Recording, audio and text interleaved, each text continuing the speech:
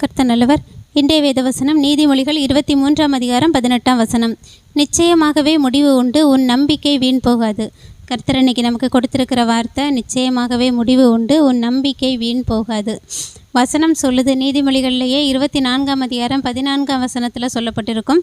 அப்படியே ஞானத்தை அறிந்து கொள்வது உன் ஆத்மாவுக்கு இன்பமாயிருக்கும், அதை பெற்றுக்கொண்டால் அது முடிவில் உதவும், உன் நம்பிக்கை வீண் போகாது.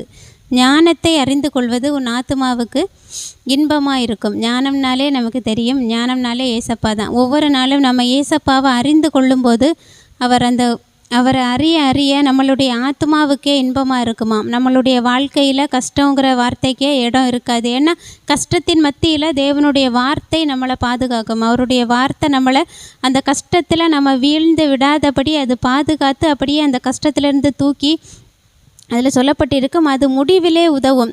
நம்ம சில நேரங்களில் சில பிரச்சனையில் இது முடிவு என்னவாகுமோ எப்படி இருக்குமோ நமக்கு தெரியலையே, கடைசி நிமிஷம் வரைக்கும் எந்த விதமான நன்மையும் வர்ற மாதிரி நம்ம அந்த பிரச்சனையில் தெரியலை அப்படின்னு இருக்கக்கூடிய சிச்சுவேஷனில் கூட முடிவில் அது அவருடைய வார்த்தை நமக்கு உதவும். அதுக்காக எல்லா பிரச்சனையிலையும் முடிவில் தான் உதவுங்கிறது கிடையாது.